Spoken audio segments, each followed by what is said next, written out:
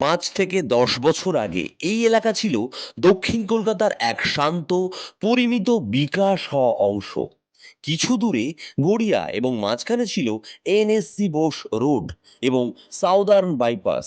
কিন্তু সরাসরি local improvement খুব কম দেখা যেত। এই জায়গাটাকে সবার কাছে শুধুমাত্র শান্ত আবাসিক জোন হিসাবে দেখা হতো। আজ দেখুন, ডক্টর বিসি রয় রোড ও সাউদার্ন বাইপাস একসাথে মিলিয়ে এটা হয়ে উঠেছে দক্ষিণ কলকাতার অন্যতম গ্রোয়িং নেটওয়ার্কিং জোন।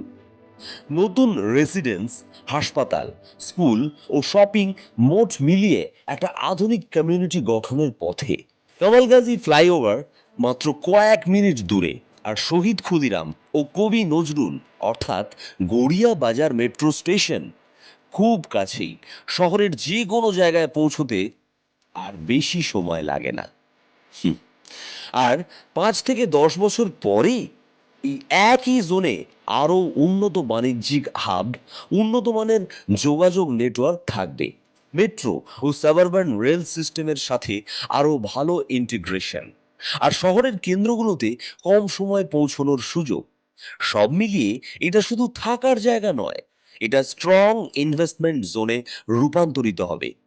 যেমনটি আজকাল রিয়েল এস্টেট মার্কেটে সবচেয়ে বেশি চাহিদা রয়েছে।